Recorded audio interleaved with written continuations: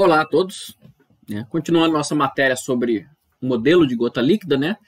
Vamos ver o que o modelo de gota líquida diz para a gente a respeito da instabilidade nuclear, tá? Analisando essa fórmula aí.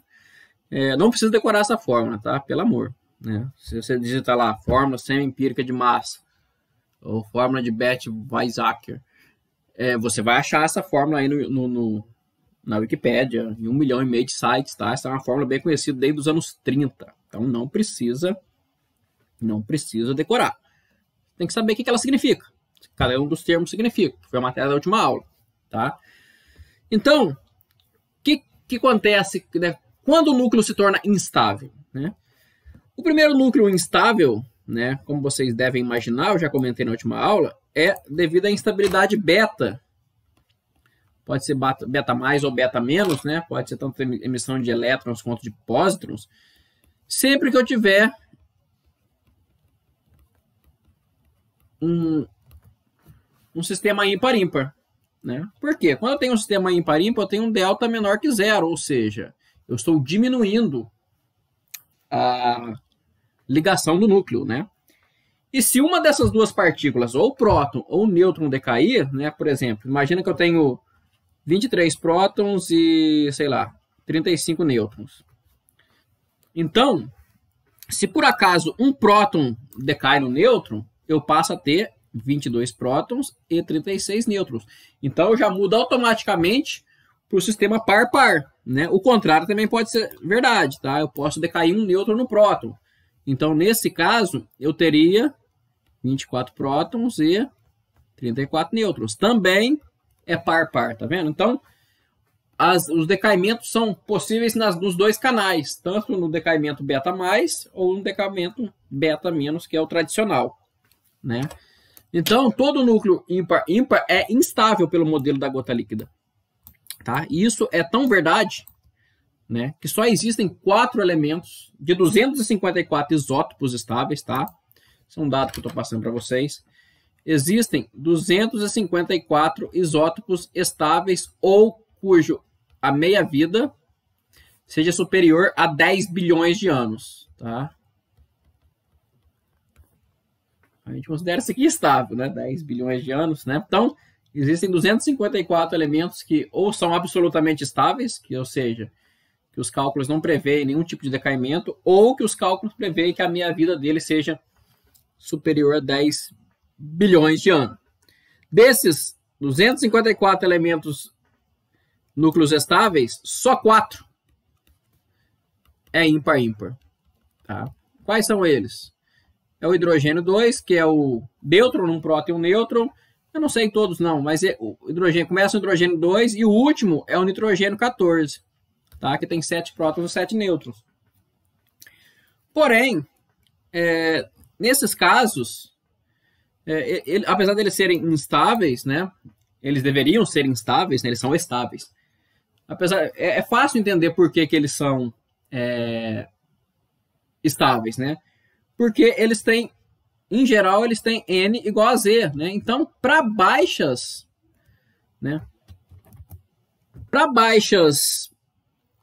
número de massa, né? Para um número A baixo, a gente já viu que o N é igual a Z é o estado favorável até chegar no 20, né? Por quê? Porque não é só o fator delta aqui de paridade que conta, tem o fator de assimetria também, né?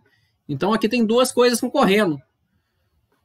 Então, nesse caso aqui, todos eles têm N igual a Z, então eles compensam essa instabilidade do pareamento através da estabilidade da simetria, né? Eles botam um termo aqui, porém esse termo dá zero, né? Então, é por isso. E outra coisa também, o modelo de gota líquida, né, considera que os nucleões comportam-se como uma gota como moléculas dentro de uma gotícula de água.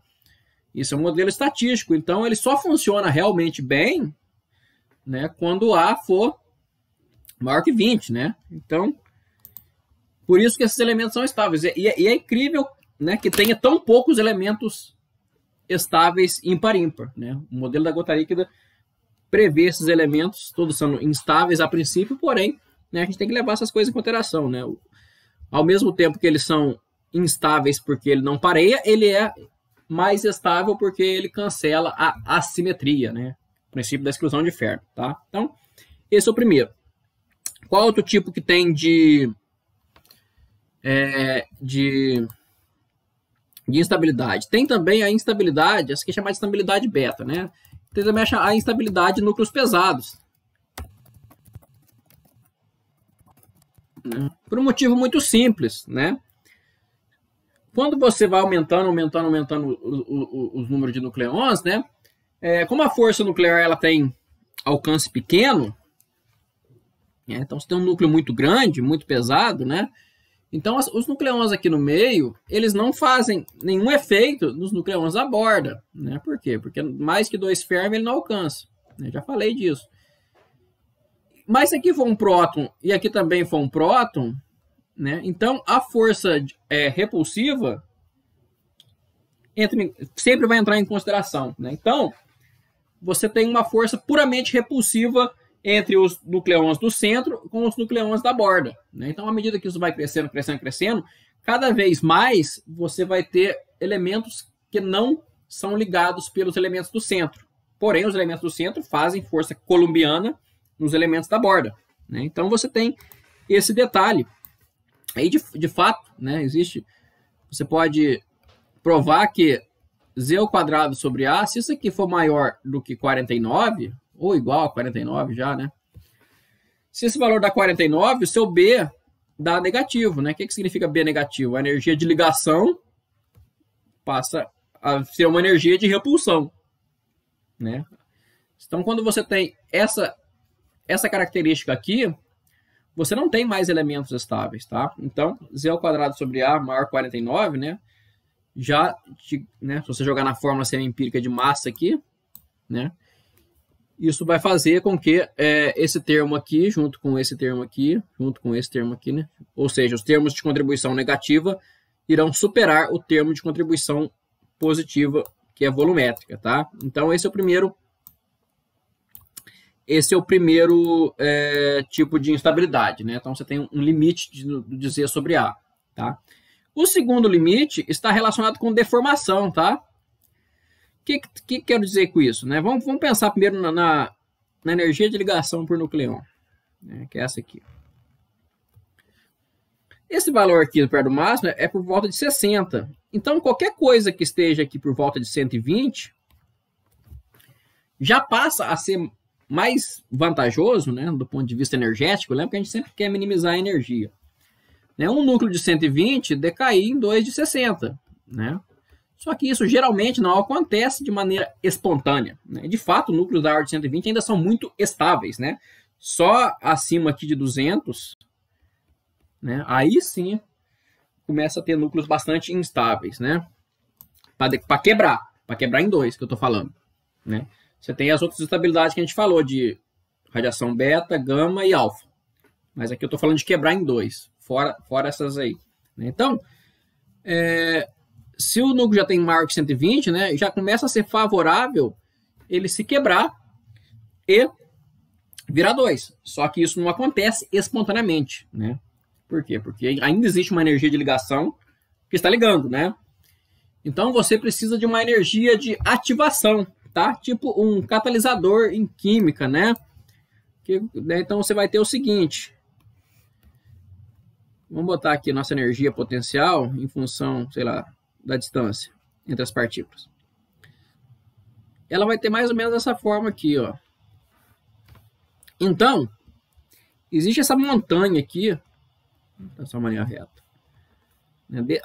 Esse delta aqui, ó, que é um delta V, é a minha energia de ativação. Então, o núcleo só vai quebrar em 2 se, por acaso, você der uma energia de ativação para ele, dado por esse gráfico. Tá? Para um valor de A da ordem de 240, ou seja, um A bem grandão já, né? Esse ΔV é mais ou menos 6 MeV. Tá? Então, se você der 6 MeV para ele, ele vai quebrar em 2. Tá? Ele vai quebrar em 2. Como é que você faz isso? Geralmente você lança um nêutron com uma energia cinética de 6 MeV. Tá? Esse é o princípio da fissão nuclear. Né? Então, a fissão nuclear é quebrar o núcleo em dois. Ela é diferente, por exemplo, da radiação beta, que solta uma partícula beta de massa 4. Né? 4 unidades de massa atômica, né? Se for MeV, tem que multiplicar 4 por 938. Tá? Então, quando o A for da ordem de 240, você tem aqui um ΔV na ordem de 6 MeV. Né? E por que isso acontece? Né? O modelo da gota líquida também explica isso. Né? Basicamente, você está batendo com 6 MeV no núcleo. Então, seu núcleo, que era originalmente esférico, né? Você imagina que você dá um peteleco nele, esse peteleco vai amassar o núcleo. Né? Então, ele vai fazer o núcleo ficar assim. Né? Imagina que você dá um peteleco. Ele está deformando o núcleo. Quando você deforma o núcleo, né, você aumenta o volume, não muda. Por quê? Modelo de gota líquida incompreensível, volume constante. Né? Então você não muda a energia de ligação, porém você muda, quer dizer, você não muda a energia do AV vezes A, porém você muda o AS a 2/3. Você está mudando a área. Né? Então, a sua esferinha em geral não fica assim, ela fica, vamos considerar ela virando uma elipse, um elipsoide, né? Tô apertando ele assim, ops. Tô pegando uma esfera e apertando, ela tá virando um elipsoide, né? Tô fazendo assim. Se eu aperto uma esfera, ela vira um elipsoide, ela está aumentando a área. E lembra que o termo de área, ele vai contra, ele entra negativamente. Tá? Então, se eu continuar apertando, eu vou continuar aumentando essa área, né? Aí agora sim eu posso fazer um desenho parecido com esse aqui, né? Vou continuar apertando ali no centro, então estou aumentando essa área de tal modo que a energia de ligação está ficando cada vez menor, né? Até chegar um ponto que ela se separa, tá? Então esse também é o processo de fissão, né?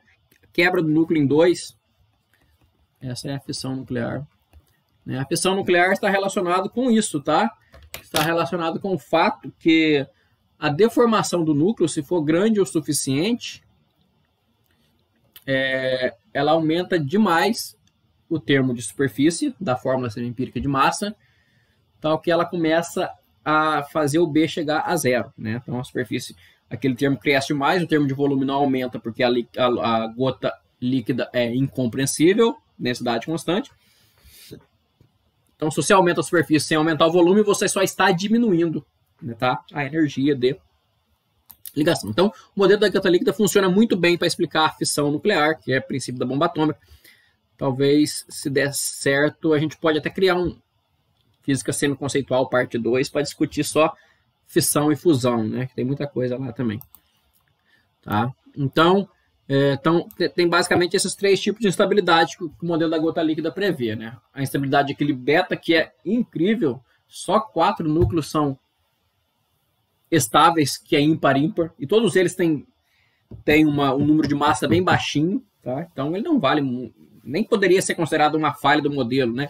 Lembra que o modelo tem sempre aplicações limitadas. O modelo da gota líquida é um modelo estatístico, né? Você precisa de muitas partículas, A maior que 40, né?